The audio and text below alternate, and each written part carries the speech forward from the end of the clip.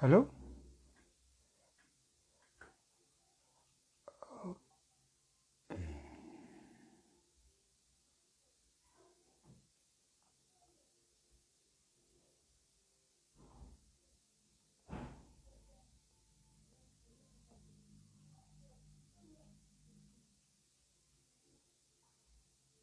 Selamat malam, sudah kedengaran kah? Ah, ini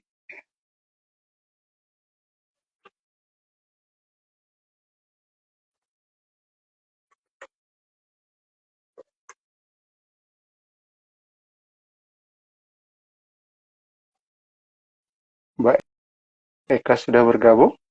Halo, Mbak Eka. Sebentar. Saya, oke.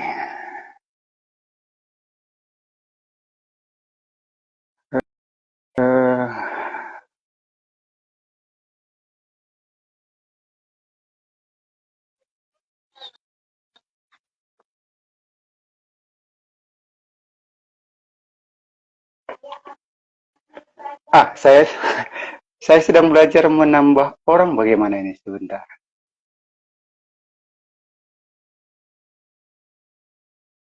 Halo Mbak Eka, saya sudah kirim undangannya. Apa sudah bisa? Atau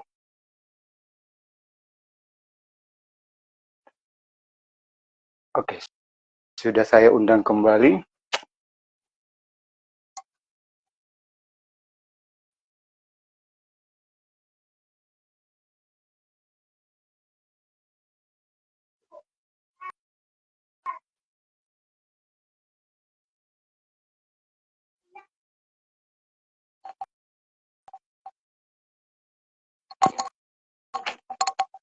Selamat malam teman-teman. Eh, saya Dian Purba. Kali ini kedengaran ya, Tur Eka, kedengaran?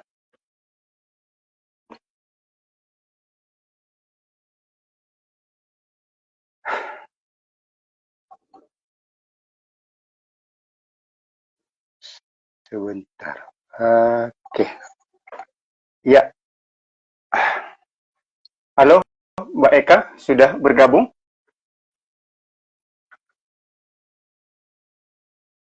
Mbak Eka?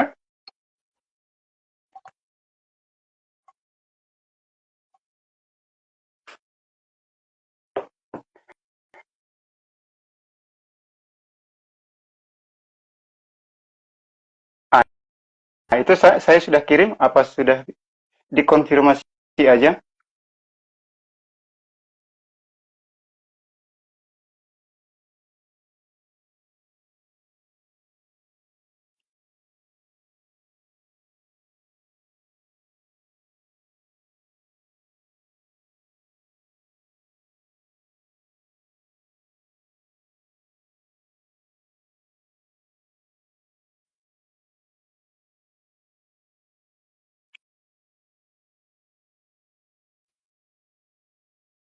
Nah, itu saya kirim undangan live bersama. Nanti akan muncul di layar itu konfirmasinya. Tinggal mengklik itu aja. Atau coba Mbak Eka yang request,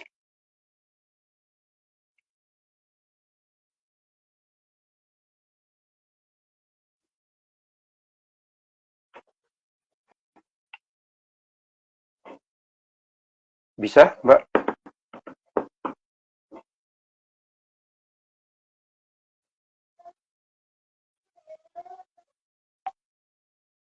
Ah, ini sepertinya nggak bisa. Sebentar.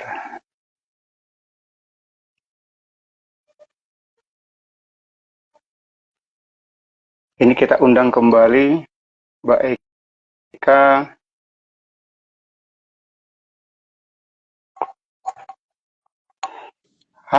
Sepertinya baru, baru, baru betul betul.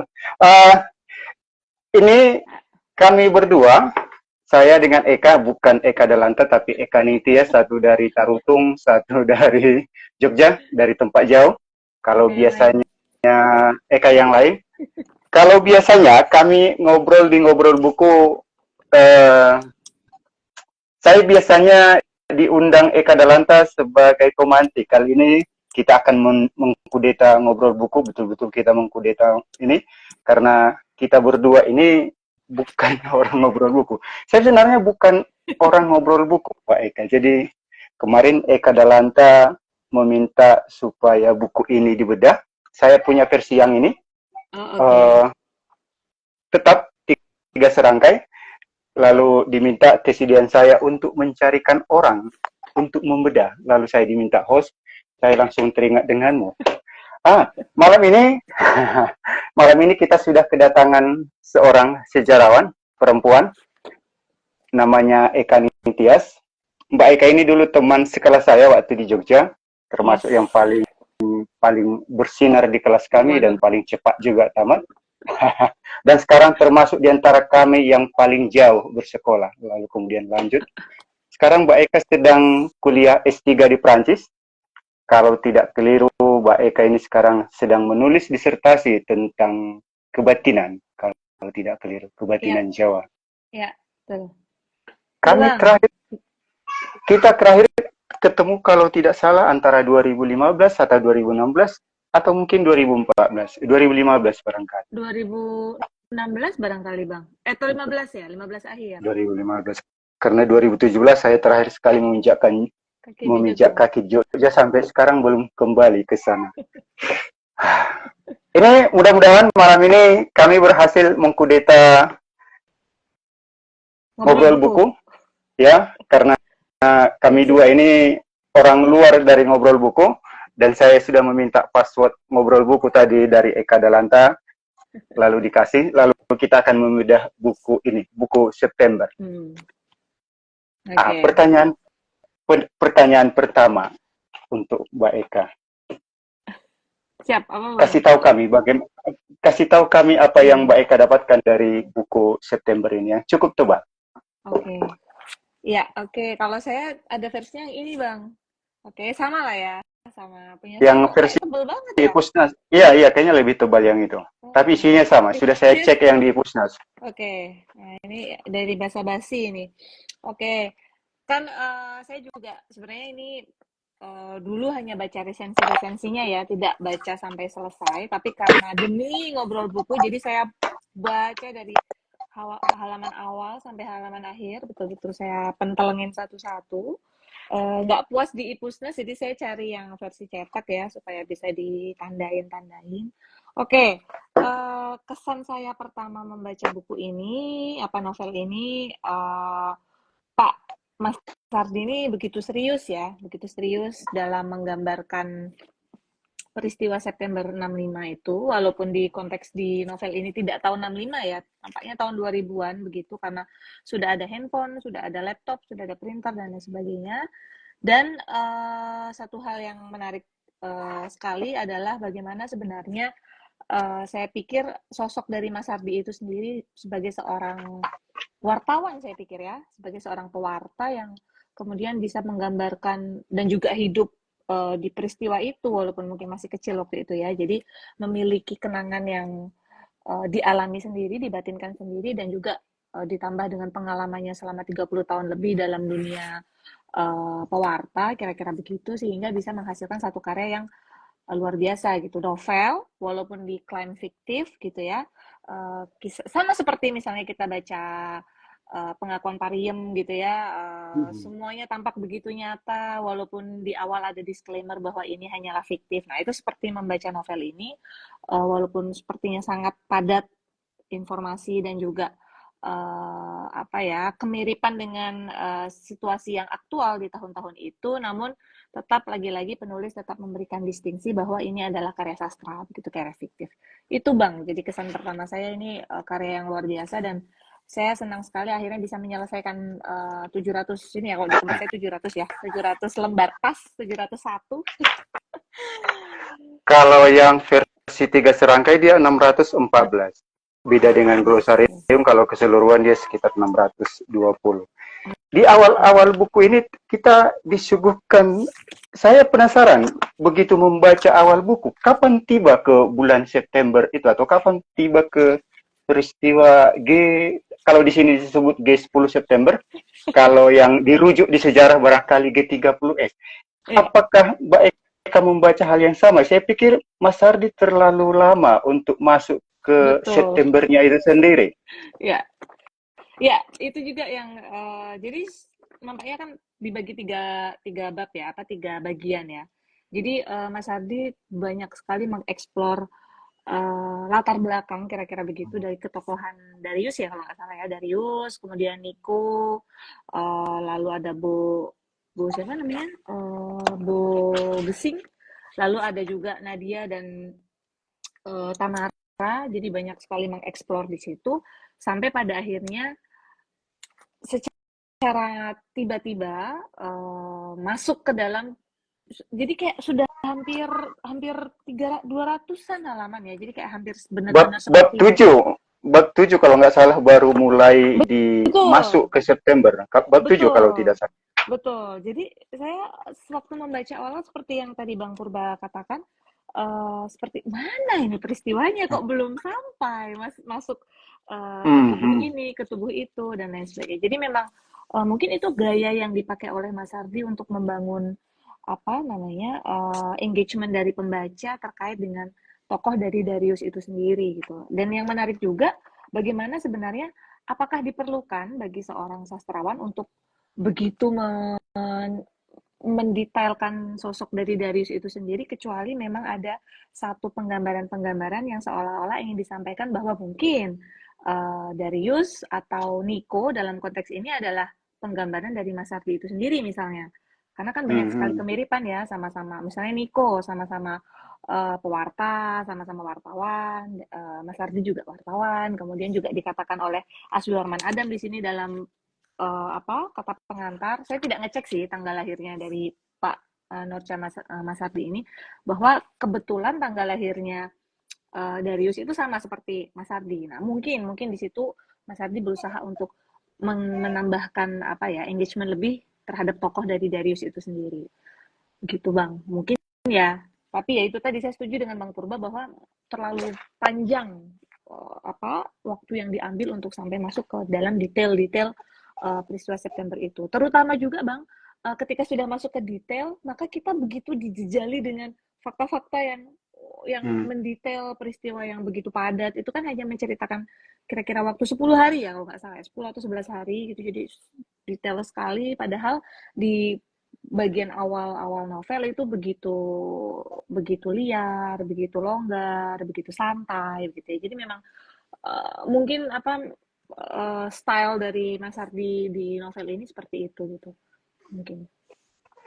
Apakah itu sesuatu yang diperlukan? Seperti saya merasa di awal-awal ada sidang mempilotkan satu perusahaan tempat kopi, tempat kecap Mm -mm. itu, lalu di situ ada Darius dipecat. Saya sempat berpandangan ini tentang 98. Mm Dan -mm. dan sepertinya di novel ini juga akan-akan kita dipadukan antara 98 dan 65. Mm -mm. Misalnya nanti kita cerita tentang tokoh Munir yang disebut dengan yang kontras Mm begitu. -mm. Apakah Mbak Eka juga merasakan hal yang sama? Karena di awal-awal malah saya merasakan ini periode 98. Ya, ya, oke. Okay. Sama seperti Bang Purba ya. Jadi saya awalnya juga agak bingung gitu ya dengan apalagi kan kita terbiasa berpikir ala sejarawan ya. Jadi ada waktu, ada konteks gitu ya. Jadi saya persis seperti yang Bang Purba lakukan, saya mengira itu peristiwa 98 gitu. Hmm. Karena kan mirip sekali ya, apalagi sudah ada handphone, terus penggambaran-penggambaran terminalnya begini, begitu loh. Ini kok seperti konteks-konteks awal-awal tahun 2000-an begitu ya. Terus ada krisis moneter dan lain sebagainya. Lalu tiba-tiba masuk ke bab September tadi loh. Ini kok seperti menceritakan peristiwa 665 tapi di konteks tahun 2000-an. Nah, memang itu membuat yang tadi saya katakan mungkin ini style yang dipakai oleh Mas Hardi untuk menggambarkan bagaimana sebenarnya uh, apa ya peristiwa dari yang dikatakan kudeta apa mediatif itu ya atau kudeta palsu gitu ya dalam novelnya terkait 65 itu salah satunya dipicu oleh ketidakstabilan ekonomi, kemudian adanya kapitalisasi yang terlalu besar dan juga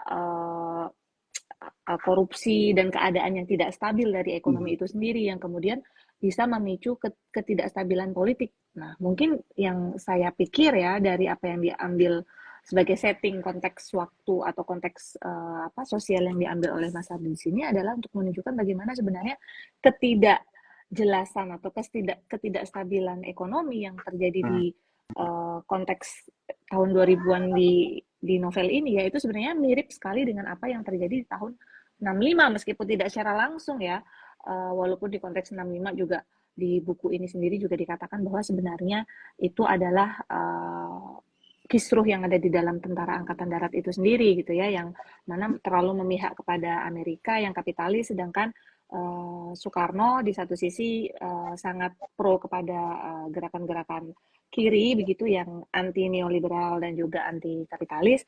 Namun di satu sisi juga banyak sekali terjadi korupsi dan ketidakstabilan ekonomi gitu. Mungkin itu Bang. Jadi kayak membuat imajinasi liar kita sebagai pembaca itu berlari kemana-mana gitu, membayangkan ini sebenarnya konteks sosial apa yang sedang dilakukan atau yang sedang dibangun oleh Mas Ardi. Apalagi kan kita juga tidak bisa ini ya, apalagi memang begitulah sastra kan, jadi sangat imajinatif, sangat liar, sangat apa namanya, sangat tergantung plot dari yang diciptakan oleh pengarangnya itu sendiri gitu. Itu Bang Purba. Apakah Mas Ardi sesungguhnya ingin menggambarkan peristiwa 98 itu punya kemiripan dengan peristiwa-peristiwa sebelum 30 September? Di kalau nggak salah dia juga menulis satu novel lagi ya, yang judulnya Dia kalau nggak salah ya. Itu secara mendetail membahas mengenai peristiwa reformasi gitu tahun 98. Nah, tapi saya belum baca juga itu novel Pak Mas Ardi yang Dia ya. Nah, di sini memang beliau dalam beberapa saya sempat membaca ya beberapa apa namanya pendapat beliau. Beliau sebagai seorang pewarta memang membagi sejarah Indonesia yang penting itu bagi Pak Mas Ardi menjadi 3 ya. Jadi yang pertama adalah peristiwa 45 dan reformasi sampai 49 ya. Jadi peristiwa kemerdekaan sampai reformasi Indonesia. Ya, revolusi Indonesia tahun 49. Lalu peristiwa kedua yang juga menjadi satu peristiwa yang penting sekali di Indonesia adalah peristiwa 65 dengan kudeta militer itu. Lalu yang terakhir adalah reformasi. Jadi 3 aspek ini yang dianggap oleh Mas Ardi begitu memainkan peranan penting dalam membentuk kesejarahan dari Indonesia itu sendiri. Nah, itu sesuai dengan apa yang kita baca dari novel ini, di mana sebenarnya kita terkadang tidak terlalu jelas, terutama di bagian-bagian awal ya, antara ini itu mengkontekskan tahun 98 atau mengkontekskan tahun 65.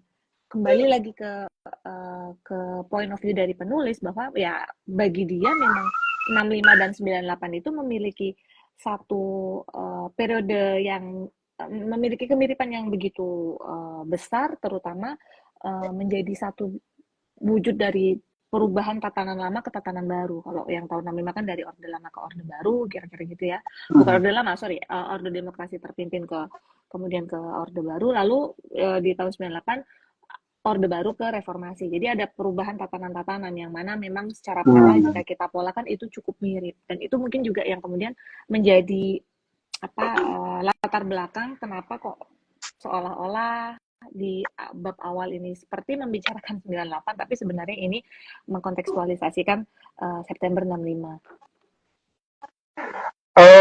Saya agak sedikit mungkin ini cocoknya ditanya di bagian akhir, tapi mumpung masih terlintas, saya penasaran kira-kira sumber apa yang digunakan Mas Hardi untuk membangun plot ini, untuk membuat novel ini.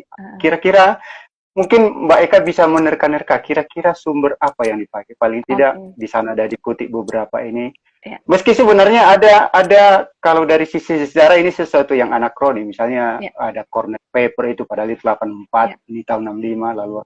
Ini kira-kira apa yang digunakan Mas Hardi untuk membuat novelnya ini? Tebakan saya ya Bang, karena kan saya juga belum pernah ngobrol langsung dengan Mas Hardi ya. Tebakan saya karena latar belakang beliau itu adalah wartawan ya, pewarta ya. Jadi tentu saja yang beliau gunakan adalah sumber-sumber yang berdasarkan dari jurnalistik gitu ya. Dengan sangat kenyang selama bekerja sebagai jurnalis, banyak membaca perspektif-perspektif yang dia terima dari surat kabar maupun surat kabar yang di mana tempat dia bekerja ataupun di tempat lain yang dia baca pada waktu itu. Itu pertama. Lalu kedua, jika kita lihat narasi yang ditampilkan dalam buku ini memang seolah-olah yang menjadi dalang dari jadi kan ada banyak versi ya dari peristiwa September 65. Bang Purba lebih tahu dari saya ya. Ada yang akibat CIA, ada yang sebenarnya itu masalah di dalam internal militer itu sendiri. Kemudian ada beberapa versi dan saya pikir di sini Mas Ardi menekankan pada satu alasan yaitu CIA gitu ya, keterlibatan CIA dan juga korupsi yang ada di dalam militer angkatan darat yang mana mereka sangat dekat sekali dengan Amerika, dalam konteks ini adalah CIA gitu kira-kira ya. Kemudian ingin berusaha mengarahkan Indonesia supaya tidak terjerumus dalam gerakan kiri gitu atau ke dalam yang ingin dicita-citakan oleh Soekarno dalam naskahnya. Nah, ini kemudian membawa kita seolah-olah menerka bahwa memang ini kan banyak sekali narasi-narasi ini, apalagi novel ini pertama kali keluar kalau nggak salah tahun 2004 ya. Jadi memang sedang fresh-freshnya narasi tentang tahun 65 begitu besar gitu ya, dengan adanya HAM, pejuang-pejuang HAM, kemudian juga banyak fakta-fakta baru yang terbongkar, sehingga tebakan saya memang Mas Ardi memiliki satu pandangan atau satu kepercayaan bahwa memang ini adalah didukung oleh CIA, yang mana itu mungkin narasi yang sedang berkembang ketika dia menulis novel, dikatakannya dia menulis 4 tahun ya, jadi kira-kira kalau 2004, maka dia menulis tahun 2000 ya, ketika itu banyak sekali counter wacana yang muncul di mana menggugat buku putih yang diciptakan oleh negara, kemudian menggugat film Arifin C. Nur dan lain sebagainya, yang mana memang mengarahkan bahwa ini memang ada keterlibatan pihak asing, kira-kira gitu. Jadi tebakan saya banyak sekali yang digunakan oleh Mas Ardi di sini adalah jurnalisme ya. Jadi sumber-sumber koran dan juga wacana-wacana yang banyak berseliweran di konteks-konteks tahun 2000-an. Jadi betul-betul sedang fresh-freshnya orang membicarakan tentang peristiwa 65 gitu, Bang. Kalau tebakan saya ya. Tapi mungkin juga menggunakan arsip, tapi bayangan saya tahun 2000-an arsip militer angkatan darat belum terbuka sekarang ya, seperti misalnya Jess Melvin bisa ke Aceh membawa satu box secara tidak sengaja membawa satu box tentang peta-peta kuburan massal yang disiapkan di Aceh dan lain sebagainya, itu mungkin tidak akan terjadi di tahun 2000-an awal, terutama orang masih curiga gitu ya, saling curiga, takut kalau ini bicara salah maka dia akan menjerumuskan temannya dan lain sebagainya. Jadi ya itu Bang, tebakan saya menggunakan sumber sezaman atau mungkin tidak sumber sezaman ya, sumber sekunder. Karena kalau sezaman berarti kan tahun 65-an ya, mungkin agak sulit. Ya mungkin juga menggunakan berita Yuda dan juga Angkatan Bersenjata yang memang hanya terbit di tanggal itu ya, itu lalu ditambah dengan surat kabar yang dia baca sepanjang karir dia sebagai seorang pewarta. Gitu Bang. Sekarang kita pergi ke tokoh. Kalau yang bukan pengkaji atau bukan pembaca atau tidak akrab dengan literatur tentang 65, barangkali orang akan susah menebak nama-nama yang disebutkan di sini. Kalau beberapa novel yang lain memang tidak terlalu semeleset ini dibuat. Tapi ini misalnya Untung ada lumayan aneh disebut. Ini kira-kira Mbak Eka bisa mengasih tahu atau menjawab kuis-kuis yang diberikan oleh Mas Ardi. Tokoh-tokoh ini siapa saja? Paling tidak tokoh-tokoh kunci. Kalau mungkin generalnya tidak terlalu susah kita tangkap. Tapi Mas Ardi menaburkan banyak sekali tokoh-tokoh di dalam ini. Apakah ini? Saya mencoba mencari beberapa nama, tapi saya juga sendiri menjadi bingung. Kira-kira seberapa banyak nama yang bisa Mbak Eka menemukan namanya di dalam fakta yang betul-betul ada. Oke.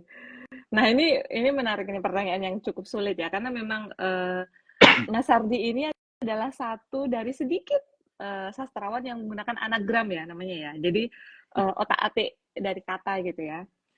Dan ini tentu saja harus memiliki orang yang bisa membaca itu, orang yang bisa menebak itu tentu saja harus memiliki dua syarat ya. Minimal dia tahu konteks historis, apa yang sedang Hmm. dibicarakan, siapa yang sedang dibicarakan. Yang kedua, dia punya kecerdasan linguistik. Dimana kan kita Hmm. mengubah nama itu agak sulit ya. Yang paling mudah itu ya Sukrisna ya. Siapa namanya? Presiden Sukrisna ya? Sukresno. Sukrisna. Sukresno. Sukresno, Hmm. oke. Soekarno Sukresno. gampang ya. Hmm. Terus Theo Rosa Soeharto, gampang ya. Kemudian misalnya Mahyanida Ahmad Yani misalnya. Kemudian yang saya tuh belum ketemu itu Amin Neogento itu siapa ya? Amin Un- Neogento. Oh itu itu Untung ya? untung. Ya, itu untung. Oke. Un- Itu untung. Untung. Amin. Kenapa ada Aminnya? Ya, Oke, oke. enggak tahu. Mungkin agak ke alimin bukan, tapi itu untung. Iya, Itu iya. untung. Iya, konteks konteks historisnya Untung, tapi kan ada Aminnya. Hmm. Makanya saya Hmm. bingung, ini siapa ya gitu ya. Itulah, jadi memang yang kemudian yang agak menarik itu misalnya kayak eh, Usamah Waruduri. Nah, itu saya Hmm. Hmm. kebantu karena ada di situ kata Pangdam Jaya gitu ya. Jadi kita tahu kalau itu Hmm. maksudnya adalah Umar Wirahadikusuma misalnya. Kusuma. Jadi memang meskipun dia menggunakan anagram yang sebegitu rumitnya, namun Mas Ardi tetap memberikan pangkat-pangkat dan juga jabatan-jabatan militer yang sedang Hmm. dipakai Hmm. oleh Hmm. tokoh dari novel itu sehingga bisa menjadi arah bagi kita jika kita memang betul-betul ingin mendalami ya seperti yang dilakukan oleh Wijaya Herlambang misalnya dalam disertasinya yang menjadikan novel ini sebagai salah satu rujukan ya ditulis di situ saya Hmm. cek ada 35 halamanan khusus untuk membahas novel ini jadi mungkin jika itu dilakukan oleh almarhum Wijaya Kusuma Wijaya Herlambang dia akan betul-betul meneliti satu persatu nama. Nah, tapi Hmm. karena Hmm. saya tidak seselo itu malam ini terutama jadi saya belum belum ngecek semua nama yang muncul Bang. Karena memang ini saya tandai nih Bang. Yang saya Hmm. warna-warna ini adalah nama-nama yang muncul. Nah, ini makanya mau saya cek nanti kalau saya selo ya. Ini siapa, siapa, apa namanya, eh, tokoh aslinya. Hmm. Lagi pula, Hmm. saya juga agak sedikit skeptis karena kan memang jangan-jangan sudah capek-capek mencari ini tokoh fiktif. Nah, begitu ya. Karena kan ya lagi-lagi balik lagi ini adalah novel penuh imajinasi dan juga at some point walaupun dia sangat historis tapi kan dia tetap berdasarkan plot dari pengarangnya sehingga itu tadi terkadang mengurangi semangat kita untuk betul-betul mencari kecuali memang itu tokoh-tokoh utama tadi ya seperti Theo Rosa, Sukresna, kemudian misalnya Umar Dhani ya, Armandio dan lain sebagainya. Gitu Bang. Tapi itu cerdas sekali yang dilakukan oleh Pak Mas Ardi. Saya Iya. jadi ingat Eh, Sepertinya memang harus kecerdasan linguistik dan juga pemahaman historinya harus cukup kuat. Yang menarik juga dari sini sebenarnya PKI yang disebut di sini PAKI Paki. atau dan DNA ini tidak disinggung terlalu Oh, banyak. oh. Ya. Ini kenapa? Padahal kalau kita mengikuti apa yang dikatakan John Rusa sekalipun, Mm-mm. DNA itu harus disebut-sebut banyak sekali. Mm-mm. Mm-mm. Sementara versi sejarahnya versi sejarahnya Soeharto misalnya juga Mm-mm. menyebut DNID sangat banyak. Mm-mm. Tapi Mas Ari justru hampir hanya beberapa kali disebut. Mungkin tak lebih dari 10 kali disebut Mm-mm. di Panusantara yang agak-agak mirip. Kita tahu itu DNID. Mm-mm. Mm-mm. Ini kenapa kira-kira DNID itu justru tidak nampak di novelnya Mas Ardi? Kalau saya menebak, lagi-lagi menebak ya Bang ya, tebak-tebakan kita. Karena memang yang ingin dilakukan oleh Mas Ardi itu kan dia ingin mendekonstruksi dari narasi yang ada, yang banyak berkembang bahwa sebenarnya ini diakibatkan juga oleh PKI gitu ya, maksudnya oleh Partai Paki dalam konteks ini. Tapi sepertinya Mas Ardi di sini ingin menekankan bahwa sebenarnya yang memainkan peranan penting dalam peristiwa kudeta Saiwar tadi atau juga kudeta fiktif gitu ya yang dikatakan oleh tokoh Tamara dalam novel itu, bahwa memang yang memainkan peranan penting di situ adalah Jenderal Theorosa, yang mana dengan sangat cerdik ingin menggulingkan kekuasaan presiden yang tidak pro terhadap Barat, terhadap kapitalisme, dengan cara menguasai pusat-pusat dari media gitu. Misalnya waktu itu diceritakan juga di novelnya menguasai RRI, kemudian menguasai 2 hari pertama pasca peristiwa menguasai jurnalisme ya. Jadi hanya boleh dikatakan di situ angkatan angkatan perang ya atau angkatan apa gitu ya untuk menyebut angkatan bersenjata, dan juga berita Yuda itu berita wara kalau nggak salah ya. Nah, jadi yang hanya boleh terbit adalah berita wara dan angkatan perang misalnya. Jadi sepertinya yang ingin ditekankan oleh Mas Ardi adalah itu, narasi yang itu, bukan narasi DNID dan lain sebagainya. Dan lagi-lagi itu sah-sah saja karena ini cerita fiktif. Jadi ya itu tadi. Ini ada pertanyaan dari Eka Dalanta. Apakah dengan membaca novel ini akan membantu para pembaca muda mengenal peristiwa sejarah 65? Mungkin barangkali Eka ingin bertanya seberapa bagus atau seberapa seberapa kuat Mas Hardi menjelaskan di novelnya ini tentang peristiwa 65 itu. Kalau menurut Bang Purba gimana? Saya balik. Ini kudeta, ini kudeta dalam kudeta. Saya malah ingin mengatakan saya nggak mengerti tentang peristiwa 65 supaya Mbak Eka aja yang jawab. Kan Bang Purba lebih jago. saya nggak mengerti sama sekali peristiwa 65 malam ini. Hanya Mbak Eka yang mengerti. Ini pertanyaan untuk Mbak Eka, bukan pertanyaan untuk saya. Baik. Oke, nah ini pertanyaan yang agak tricky juga ya. Apakah dengan membaca novel ini akan membantu para pembaca muda mengenal peristiwa 65? Nah ini tergantung. Karena kalau di versi yang saya baca, yang saya pegang, ini kan dia terbit 2017, kalau yang di tempat saya ya. Dan masih cetakan satu. Masih cetakan satu. Berarti artinya apa kalau kita analisis sebagai seorang penerbit gitu ya? Berarti tidak banyak yang membeli. Oke, satu, tidak banyak yang membeli, entah itu karena tidak kurang promosi, atau memang saking karena tebelnya orang sudah mundur. Apalagi temanya berat, 2 tebalnya sekali, 3 harganya mahal, misalnya, apalagi yang keempat sudah ada di Ipusnas. Sebut merek. Misalnya sudah ada di Ipusnas. Jadi teman-teman yang hadir di ruang virtual ini bisa download ya di Ipusnas, bisa minjem 5 hari baca. Cuman ya itu pegal sekali matanya ya, membaca 700 halaman itu. Mungkin jadi 1000 halaman ya kalau di situ karena kita pakai e-book. Nah, tentu saja menurut saya novel ini akan membantu bagi para pengkaji 65 atau para sejarawan atau orang-orang yang memang sudah sangat akrab dengan peristiwa ini untuk semakin melihat versi lain atau melihat imajinasi lain dari sebuah rekonstruksi tentang peristiwa 65. Itu tentu saja itu pasti. Tapi bagi para pembaca awam itu justru menjadi pertanyaan, masa iya pembaca awam mau langsung membaca novel setebal ini gitu ya, kira-kira itu. Dan jika memang ada dorongan begitu besar untuk membaca novel ini, maka yang terjadi justru dia akan semakin tertarik lagi untuk menebak-nebak anagram yang dibentuk oleh Mas Ardi ini. Jadi bisa saya tidak menyebutkan ke satu kesimpulan bahwa ini bisa, tapi tergantung siapanya dan bagaimana respon dia setelah membaca buku itu gitu. Karena sejujurnya bagi saya suka sekali karena saya sejarawan. Dan saya ya karena saya ngerjain disertasi ada peristiwa 65 juga yang banyak orang kebatinan dibantai dan lain sebagainya. Jadi saya cukup engage juga untuk peristiwa ini. Jadi ini justru menambah satu narasi bagi saya bagaimana ternyata ada juga penggambaran tentang kekerasan dalam wacana literatur Indonesia gitu ya yang terjadi pasca reformasi misalnya. Itu bisa menambah kasanah kekayaan informasi bagi saya. Tapi bagi orang yang betul-betul newbie, betul-betul baru terhadap peristiwa 65, saya pikir novel ini cukup berat, Bang Purba. Menurut saya ya, apalagi dengan plot yang tidak mudah tadi ya. Kita saja tertipu. Ini kira-kira ngomongin 97 atau 65 kan? Oh, ternyata 65 tapi konteks sudah ada handphone dan lain sebagainya seperti tahun awal 2000-an gitu. Jadi memang ini bukan buku yang mudah untuk dibaca, tapi buku yang sangat bagus.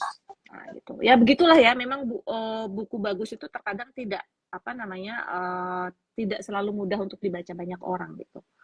Tidak seperti Andrea Hirata, Tirelli barangkali. Iya. Ya, kita ke tokoh utamanya dulu yang Darius. Ini Darius digambarkan Mas Ardi sebagai orang yang bisa pindah dari satu tubuh ke tubuh yang lain, lalu kemudian Darius juga digambarkan bisa mempengaruhi tubuh yang ditempatinya itu. Apa tujuan Mas Ardi melakukan ini? Kenapa dia harus memperlakukan Darius sedemikian rupa? Sehingga apakah ini sedemikian rumitnya peristiwa itu sehingga dia memfiksikan fiksi? Saya malah ingin mengatakan ini, dia memfiksikan fiksi itu kembali. Kira-kira apa tujuan Mas Ardi membuat Darius pindah ke orang lain demi mendapatkan sesuatu yang untuk menggambarkan gerakan itu? Ya. Oke, ini juga satu kecerdasan dari Darius itu sendiri ya. Dari Mas Ardi itu sendiri, bagaimana Mas Ardi ingin mempengaruhi gerak sejarah yang di sini kan seperti kita tahu bahwa pemenang dari pasca peristiwa 65 itu kan Jenderal Theo Rosa ya, yang mana akhirnya Sukresna dengan kalah menyedihkan dan pada akhirnya meninggal gitu ya, secara menyedihkan juga karena sakit. Tapi di sini ceritanya dibalik menjadi happy ending. Jenderal Theo Rosa bunuh diri karena malu, menembak kepalanya, dan juga menembak layar ketika sidang di Komisi 1 dan 3 misalnya dengan detail dikatakan di situ.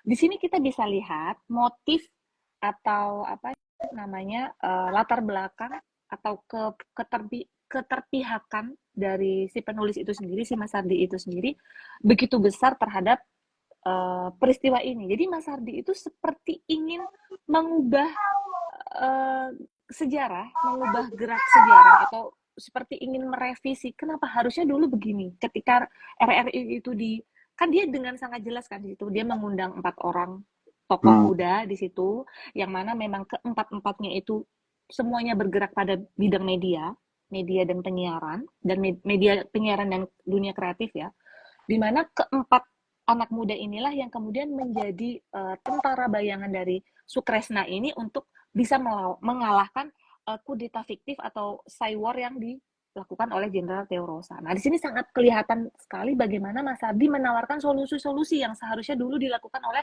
Soekarno pada waktu itu, waktu tahun 65. Nah, itu pula yang kemudian kalau kita lihat bagaimana Darius ketika Niko itu ditarik oleh mahasiswa kumpreman yang kemudian ingin ingin menurunkan Sukresna dan juga para pendukungnya, itu kemudian Darius yang waktu itu melayang-layang di udara, dia belum masuk ke tubuh siapa-siapa, memutuskan untuk saya masuk saja ke salah satu tubuh preman yang memukuli dia supaya nggak dipukuli sampai mati. Nah, preman ini kemudian diarahkan oleh Darius supaya menghentikan orang-orang memukuli Niku, si tokoh utama. Nah, di situ tentu saja kalau kita bisa amati, ini adalah usaha-usaha yang dilakukan oleh penulis Mas Ardi untuk membantu gerak atau membantu memberikan solusi supaya narasi yang nantinya happy ending ini tetap terjadi. Jadi dia ingin berusaha mempengaruhi gerak sejarah yang tidak mungkin bisa dilakukan di dunia nyata, kemudian diekspresikan di dunia fiktif itu tadi. Sehingga ketika kita lihat ya, dia masuk ke tubuh A, ke tubuh B, ke tubuh C, ke tubuh D, muter-muter, kemudian dia bersetubuh dengan sesama jenis gitu ya, kadang dia jadi cewek dengan cewek, kadang dia jadi itu kan bumbu-bumbu dari itu ya, dari novel itu sendiri yang kemudian mungkin harus ditambahin 18 plus di sini ya, di depannya ya, karena kaget sekali ya ketika membaca itu. Saya pikir adalah kreativitas dari Mas Ardi itu sendiri untuk mempengaruhi gerak sejarah dengan cara memberikan solusi-solusi. Jadi intinya ketika dia masuk ke tubuh A ke tubuh B itu kan dia memberikan solusi, dia menyelesaikan masalah masalahnya Nadia diselesaikan, masalahnya Tamara diselesaikan, bahkan masalahnya Sukresna diselesaikan. Dia juga sempat masuk ke tubuhnya Dwijana ya, yang apa asisten pribadinya Soekarno misalnya, Sukresna misalnya. Jadi semua ketika proses dia masuk ke dalam tubuh orang lain itu adalah ketika dia proses untuk menyelesaikan masalah.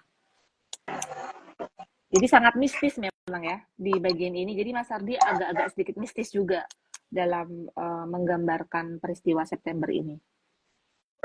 Ya, ada juga satu tokoh sebenarnya. Ini tokoh yang sangat ditonjolkan betul dalam penelitian John Rusa terakhir yang dari pembunuhan massal yang namanya Suparjo. Kalau nggak salah di sini namanya Parsujo. Prasojo ya, Brigjen Prasojo. Iya, ini ditugaskan di Kalimantan kalau dalam sejarahnya. Saya curiga jangan-jangan saat itu dokumen Suparjo ketika buku ini ditulis tahun 2000, jangan-jangan belum ada, tapi Parsujo itu lumayan banyak disebut oleh Mas Ardi. Apakah Mas Ardi kira-kira sudah mendahului John Rusa untuk membaca dokumen Suparjo, atau apakah memang Suparjo sudah disebut-sebut dalam dokumen sejarah yang disusun oleh Angkatan Darat? Nah, ini pertanyaan menarik dan saya nggak tahu jawabannya, Bang. Karena memang porsi Prasojo ini cukup banyak memang di novel ini. Dan juga kita harus merujuk kembali ketika proses penulisan di tahun 2000 ya. Apakah memang dokumen militer itu sudah seterbuka itu? Atau jangan-jangan seperti yang diceritakan Niko, kan sebenarnya Pak Mas Ardi ini kan antara Niko atau Darius ya, penggambaran diri dia. Atau jangan-jangan seperti dikisahkan versi Niko, dia memiliki intelijen di dalam tubuh Angkatan Darat yang banyak memberikan informasi kepada dia. Nah, jangan-jangan. Jadi mendapatkan informasi tentang Prasojo itu tidak secara official, tapi lewat jalur belakang gitu ya, jalur orang yang tahu duduk perkara di Angkatan Darat dan juga menghembuskan informasi-informasi kepada penulis. Bisa jadi karena kan kita lihat bagaimana sebenarnya Mas Ardi ini begitu engage dengan tokoh Niko dan juga tokoh Darius itu sendiri. Nah, mungkin mendapatkan informasinya dari situ, Bang. Mungkin ya, kalau kita bisa berandai-andai. Saya ingin coba masuk ke membandingkan novel ini dengan novel yang paling tidak berusaha menjelaskan tentang 65. Ada Leila Hudori, ada Laksmi Pamuncak, lalu ada beberapa penulis yang lain, dan juga beberapa disertasi terbaru yang sudah dipublikasikan, misalnya yang terbaru yang punya Vanessa Herman. Kalau kita membandingkan novelnya Mas Hardi, barangkali ini bisa disebut sebagai novel sejarah 65 yang berbasis sejarah 65 yang paling awal. Kalau kita ada juga Susan Marsing yang di Inggris. Kalau kita bandingkan dengan novel-novel itu, yang novel-novel paling tidak kita katakan sejenis tentang peristiwa 65. Bagaimana Mbak Eka menempatkan Mas Hardi di literatur peristiwa 65 itu dilihat dari sisi sastra? Oke. Wah, ini pertanyaan yang cukup berat ya, Bang ya. Jadi sebenarnya ada lagi Gadis Kretek misalnya ya. Itu kan juga walaupun nggak 65 banget ya, tapi kan juga mempengaruhi gerak dari tokoh utama yang harus kehilangan keluarganya sebagai pengusaha kretek, rokok kretek. Nah, kalau saya rasa sebagai salah satu novel awal yang menceritakan peristiwa 65 secara komprehensif di sini, tentu saja Mas Ardi, ya walaupun nanti kemudian ada Leila Chudori juga yang sangat baik sekali ya menuliskan juga tentang peristiwa itu. Saya pikir salah satu novel yang cukup komprehensif, meskipun mungkin maaf jika Pak Mas Ardi melihat mungkin agak bedanya dengan misalnya Leila Chudori atau penulis-penulis perempuan yang kemudian fokus kepada narasi sastra dari peristiwa 65 itu cukup memiliki kesadaran gender yang besar. Nah, cuman di sini saya pikir Mas Ardi masih cukup sangat maskulin dalam menggambarkannya. Misalnya dia menggambarkan misalnya ketika siapa yang artis itu dia Ratna. bukan yang pacarnya Ratna ya, Johan Johan. Nah, ketika Johan itu ternyata punya pacar laki-laki, nah gitu. Jadi pilihan-pilihan kata yang digunakan oleh Mas Ardi, misalnya menjijikkan, kemudian Hmm. jadi ada bias, bukan bias gender, tapi ada bias nilai di situ, di mana seolah-olah menggambarkan bahwa ya memang ini agak cukup risky untuk dibicarakan ya. Misalnya apa, hubungan-hubungan yang sifatnya sejenis, karena kan ada banyak ya peristiwa hubungan sejenis di sini sampai saya bingung sendiri. Itu digambarkan sebagai satu hal yang aneh, menjijikkan, di luar norma dan lain sebagainya. Dan ini tentu saja ketika kita kembali ke konteks penulisan tahun 2000, mungkin wacana-wacana tentang feminisme, wacana tentang kesadaran Hmm. gender, itu tidak sekuat ketika Laila Chudori menulis novel misalnya Pulang, kemudian misalnya Laut Bercerita, dan lain sebagainya. Jadi ya walaupun kita tidak bisa katakan juga belum ada feminisme pada tahun itu ya, tapi mungkin secara wacana, secara luas, apalagi Pak Mas Hardi kan memang backgroundnya kan seorang pewarta ya, jadi mungkin tidak punya kewajiban juga untuk membaca buku-buku gender gitu ya. Saya pikir di situ Mas, jadi bukunya sangat komprehensif, novelnya sangat baik, sangat bagus, plotnya luar biasa menarik. Cuman ya itu untuk apa, sensitivitas terhadap gender dan juga isu-isu yang berkaitan dengan komunitas-komunitas ini itu agak kurang soft gitu. Jadi ya agak sangat maskulin. Kalau saya pikir begitu. Iya. Saya malah tidak kepikiran tentang bagaimana Mbak Eka untuk sampai ke pemilihan kata, menilai kata, penggunaan kata, lalu menghubungkannya ke gender. Saya, saya malah nggak kepikiran ke sana. Memang ada digambarkan hubungan lesbian, lalu hubungan homoseksual antara Hmm. Ratna dengan Nadia, Johan dengan Edi yang tentara itu. Saya ingin coba melangkah sedikit ke dunia sejarahnya, historiografinya, sejarah historiografinya. Siapapun yang mengatakan atau mendengar G30S, dia pasti akan mengingat atau paling tidak menyebut satu nama ini, Soeharto. Mm-mm. Dan mudah-mudahan Mbak Eka jangan bertanya ke saya tentang ini.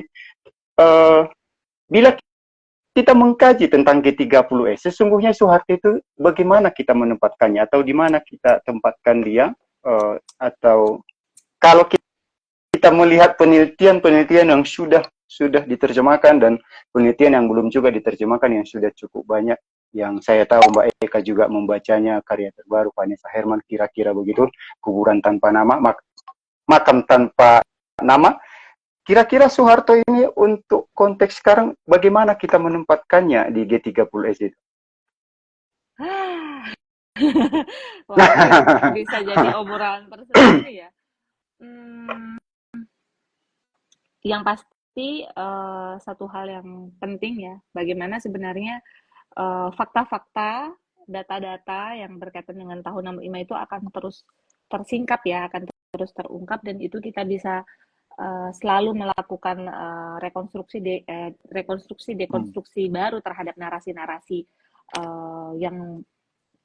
yang bisa kita rangkai terkait dengan peristiwa 65 itu sendiri. Memang jika kita lihat ya, jadi ini ada banyak sekali versi ya, tergantung dokumen apa yang kita baca, kemudian sumber apa yang kita baca, dan arah mana yang ingin kita arahkan. Sebenarnya kalau saya pribadi ya, ketika dikontekstualisasikan dengan kajian saya dulu, kajian ya, belum dulu ya, masih ya, karena belum lulus kajian saya terkait dengan kebatinan misalnya. Sebenarnya apa yang dilakukan oleh sampai memicu tahun 65 ada kudeta dan lain sebagainya itu sebenarnya tidak serta-merta bom peristiwa satu hari. Hmm. Tapi memang sudah Hmm. terkonstruksi dari kejadian-kejadian akumulasi dari banyak peristiwa-peristiwa sebelumnya yang memang menjadikan peristiwa September 65 itu kasus beli yang besar, dan juga menempatkan Soeharto pada konteks waktu itu memang menempatkan dia sebagai satu orang yang memegang peranan strategis. Nah, itu sih. Jadi antara seperti yang dikatakan di novel ini ya, saya pikir Mas Ardi juga, saya mirip-mirip dengan skeptisnya mirip-mirip dengan Mas Ardi, di mana dia tidak menggambarkan Theo Rosa itu sebagai penjahat tunggal, tapi dia justru Hmm. menggambarkan Hmm. Theo Rosa ini adalah tokoh yang membiarkan. Jadi sebenarnya dia bisa ketika dia benar gitu ya, ketika dia itu menjalankan sabta marganya, menjalankan tugasnya sebagai betul-betul sebagai tentara, maka dia bisa memilih untuk menghentikan atau memilih untuk membuat keadaan menjadi tidak tambah parah gitu. Nah, tapi dia memilih diam saja, bahkan mengambil keputusan-keputusan yang dapat memudahkan, memuluskan jalannya untuk masuk ke tampuk kekuasaan. Nah gitu Bang. Jadi memang ya kita kan sejarah nggak boleh jahat, tidak jahat hitam putih ya. Itu semuanya serba abu-abu, Hmm. semuanya serba apa namanya, tidak ada yang betul-betul baik dan yang tidak ada yang betul-betul jahat gitu ya. Yang mana ya itulah tergantung apa arah narasi yang sedang dibangun, konstruksi apa yang dibangun oleh sejarawan itu sendiri gitu. Tapi yang pasti kerugian besar dengan meninggalnya jutaan umat manusia di tahun 65 itu adalah satu tragedi kemanusiaan yang tidak boleh terulang lagi. Dengan harga apapun harus kita bersama lawan ke depannya jika terjadi lagi, dan kerugian-kerugian moral itu harus kita bayar bersama gitu. Walaupun saya bukan pelaku, saya nggak ada hubungannya apa-apa, tapi kita sebagai orang Indonesia yang melek sejarah, yang tahu sejarah, kita harus bahu membahu untuk yaitu meringankan beban moral dan juga kerugian moral yang dialami oleh korban-korban tidak bersalah itu. Itu sih Bang yang harus kita fokus kepada korbannya. Jutaan terbunuh. Di sini disebut juga tim pencari fakta yang Ucai Pak, saya lupa namanya, Ui Cutat. Kalau nama aslinya di sini juga disebut, itu pernah menjadi menterinya Soekarno juga, disebut 80.000. Ini saya cek memang demikian disebut. Lalu dibisikkan kalikan 6 barangkali katanya kepada Sukresno. Tapi Mas Hardi, saya merasa tidak memuncak penjelasannya tentang pembantaian. Tiba-tiba dia seakan-akan kita langsung dibawa ke peristiwa 98, reformasi, ada kemudian Munir, ada kemudian yang lain-lain. Saya tidak bisa menemukan kira-kira, atau saya tidak bisa menebak-nebak kenapa Mas Ardi tidak memuncakkan penjelasannya terhadap pembunuhan yang cukup massal. Memang di 10 hari ini saya pikir belum ada pembunuhan yang seperti yang disebut di novel ini. Jadi saya melihat novel ini sudah menjelaskan, bahkan ada yang sudah di tahun 67 kalau peristiwanya sudah sedemikian banyak.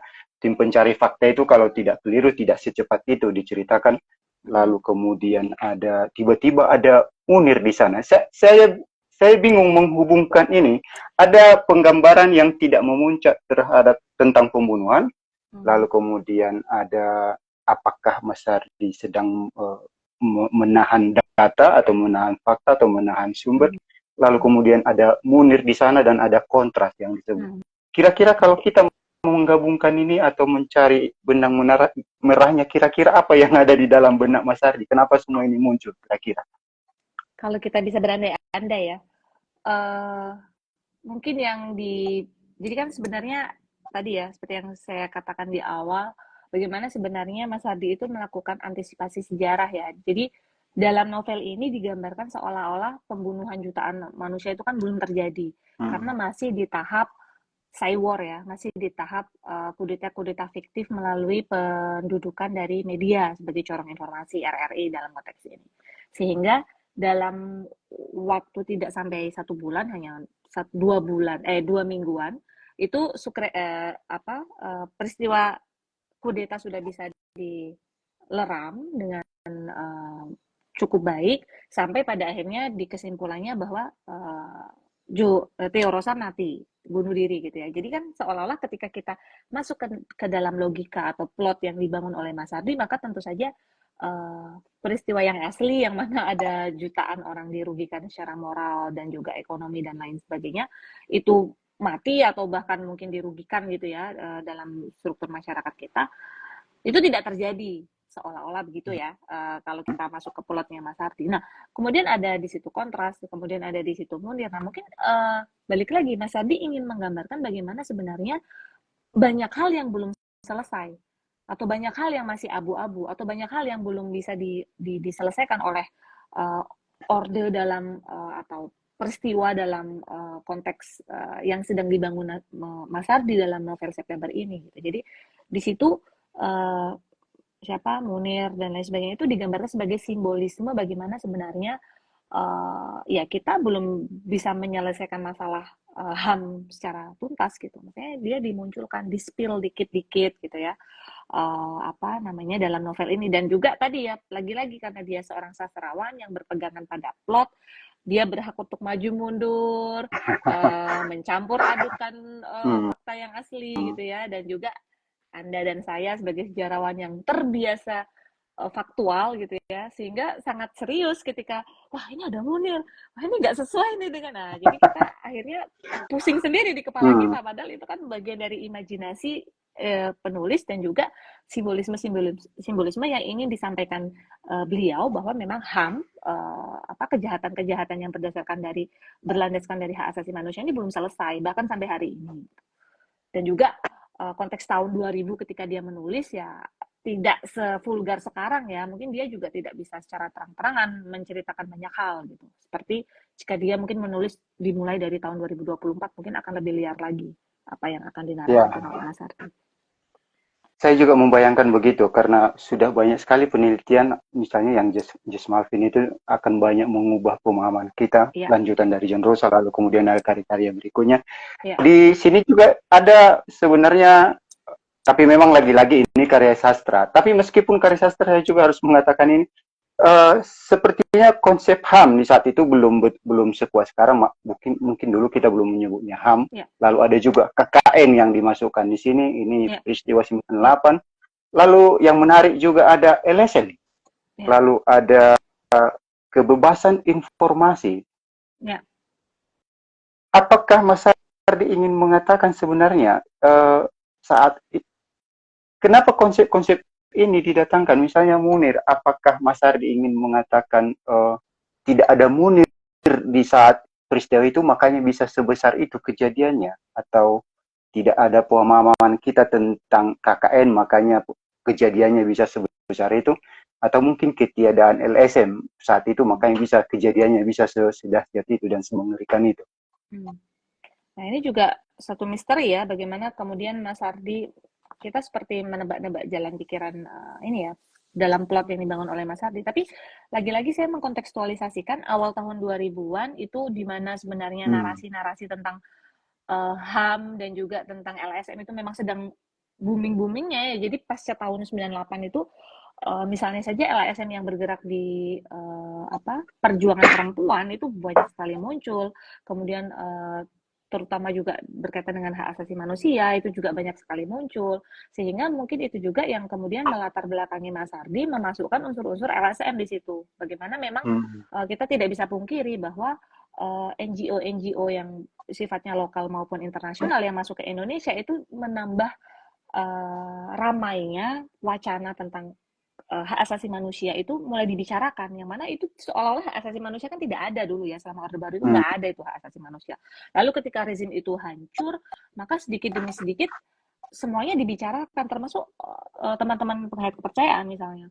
Di situ kan juga banyak dibantu oleh LSM. Mereka masuk ke dalam hak asasi manusia, di mana hak-hak kewargaan mereka untuk menganut agama, untuk ketika mati cara mereka itu boleh, ketika menikah cara mereka itu boleh, itu akhirnya mulai dibicarakan kembali gitu pasca tahun 98 sampai akhirnya di tahun 2016 baru sukses dengan adanya undang-undang Admindung, akhirnya boleh kita menulis kepercayaan dan lain sebagainya. Jadi saya pikir memang ini adalah satu kecerdasan dari Mas Ardi bisa menangkap gerak-gerak sejarah di mana LSM memainkan peranan yang penting di situ, walaupun juga LSM ini perlu kita kritisi ya, bagaimana ini mungkin kalau kita bicarakan konteks lain itu adalah bentuk kapitalisasi baru dari intelektualitas di Indonesia misalnya ya.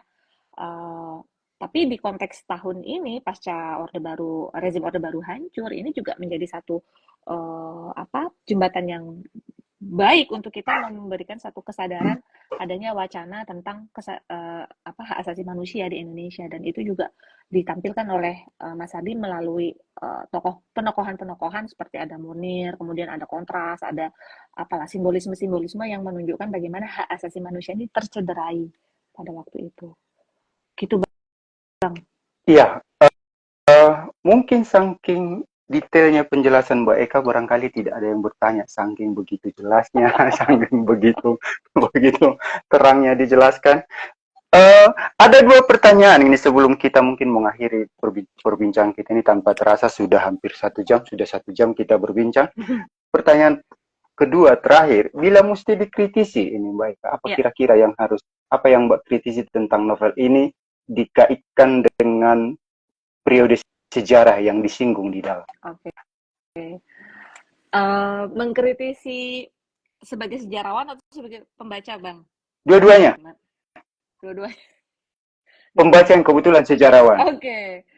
Nah, ini juga agak sulit ya, karena memang lagi-lagi sastra dan sejarah itu kan suatu perdebatan yang ketika kita ketik aja deh, sastra dan sejarah apa bedanya? Wah, nanti akan muncul beberapa artikel yang justru semakin apa namanya membuat kita bertanya-tanya. Jadi kayak krisis eksistensi ini sebenarnya sejarah kah, sastra kah, dan saya harus berdiri di manakah dan lain sebagainya. Nah, kalau saya bisa mengkritisi sebagai seorang sejarawan ya terhadap novel ini adalah ya mungkin kalau memang ingin menulis novel sejarah, mohon disesuaikan dengan konteks yang Hmm. betul-betul terjadi. Misalnya emang mau ngomongin 65 ya 65 aja gitu. Jangan dicampurkan dengan Hmm. tapi kan itu kembali lagi mencederai haknya dia sebagai seorang Ya, sastrawan gitu. betul, Sastrawan betul. Ini terbuka seakan-akan imajinasi. sejarah mendikte sastrawan ini. Nah, itu dia. Ah, Makanya tadi saya katakan ini saya sebagai sejarawan atau saya sebagai hmm. pembaca. Nah, itu satu. Lalu yang kedua, saya sebagai orang awam, awam ya. Saya sebagai orang awam, bagaimana saya mengkritisi ini dan orang awam yang kebetulan membaca gender gitu ya. Mungkin pemilihan-pemilihan kata atau penggambaran-penggambaran untuk satu hal yang bersifat apa ya hubungan gender gitu tuh agak lebih dikonsiderasi, agak lebih diperhatikan Hmm. gitu. Apakah ini kata yang cocok atau memang itu memang dipilih untuk menjadikan satu gambaran value yang dipakai atau diamini oleh penulis. Nah, itu kan juga satu hal lain. Jadi itu sih. Jadi lebih ke pemilihan-pemilihan kata berkaitan dengan relasi gender di situ untuk menunjukkan juga supaya tidak terlalu maskulin novel itu sendiri ya. Karena novel ini sangat maskulin ya saya pikir. Ya terutama juga karena membahas periode yang sangat maskulin juga ya, periode perang, Hmm. periode apa cyber, kudeta dan lain sebagainya. Lalu ya itu sih. Jadi ya saya sebagai sejarawan tadi sangat terganggu dengan uh, konteks historis yang Hmm. dibangun, tapi itu tidak Hmm. boleh, lagi-lagi itu tidak boleh ya, karena itu tadi seperti yang dikatakan Bang Purba itu otomatis seperti mendikte seorang sastrawan berimajinasi, ya tapi lagi-lagi ya karena saya sejarawan ya itu yang saya bayangkan, tapi ketika saya sebagai seorang pembaca awam, ya saya apa agak sedikit terganggu juga dengan pilihan-pilihan kata yang sangat bias gitu. Gitu Bang, Ya, kalau saya pribadi. Kalau Bang Purba gimana? Oh, nggak boleh nanya saya. nggak boleh nanya, dilarang bertanya. Jawaban kita sama, persis sama. Saya juga ingin mengatakan hal yang sama, jadi nggak ada yang beda. Eh, Pertanyaan terakhir, barangkali pertanyaan terakhir ini di ngobrol buku ini sering diutarakan atau sering didengungkan tentang pertanyaan sebenarnya hubungan sejarah dengan sastra. Tadi sudah disinggung sedikit hubungan sejarah dengan sastra itu seperti apa? Apakah bagaimana sastra menggunakan sejarah sebagai bahan baku atau bagaimana sejarah menggunakan sastra sebagai dokumen sejarah? Oke, wah ini pertanyaan menarik ya. Jadi tergantung kita ada di mazhab mana. Jika Hmm. misalnya saya adalah seorang poskol, maka saya tidak lagi membedakan antara sejarah dan sastra. Sejarah dan sastra adalah sama karena mereka berpijak pada narasi ya, pada wacana, Hmm. pada kata, pada bahasa. Seperti yang dikatakan misalnya Jean Baudrillard, Michel Foucault, dan para posmo-posmo lain, di mana sebenarnya yang harus kita kritisi adalah justru wacana di balik kata yang kita pilih. Nah, kira-kira gitu ya. Yang mana itu juga dipakai di sejarah dan itu juga dipakai di sastra. Nah, justru yang harus kita tekankan di sini adalah bagaimana sebenarnya bagi saya sebagai sejarawan, nah ini juga kritik ya. Apalagi pembimbing saya itu sering banget mengatakan, wih, ini ada Masuk Mas Sato. deh. Masuk dia. Jadi saya sebagai sejarawan itu selalu dikritik oleh rekan-rekan yang membaca karya saya itu sangat kaku, Bang. kaku kayak kanebo kering gitu ya, kurang meliuk-liuk gitu. Yang mana itu memang menjadi penyakit tanda kutip yang biasanya menjangkiti para sejarawan. Jadi hanya bicara fakta, fakta, fakta, fakta, fakta, fakta, sangat membosankan, sangat Mhm. strict gitu ya, sangat to the point. Dan kita membutuhkan imajinasi. Imajinasi sejarawan itu sangat kering. Sejarawan itu tidak dibiasakan untuk berpikir imajinatif. Padahal sebenarnya jika kita bisa menggunakan imajinasi kita secara liar, ketika kita dihadapkan pada satu peristiwa sejarah yang kita tidak bisa tahu jawabannya apa, imajinasi itu bisa membantu kita menganalisis, oh jangan-jangan seperti ini, oh jangan-jangan seperti itu, oh nggak ada fakta ini, nggak ada data ini, oh jangan-jangan ada di perpustakaan. Nah, itu imajinasi yang bermain sebenarnya. Jadi Hmm. bagi saya sebagai sejarawan, sastra itu penting.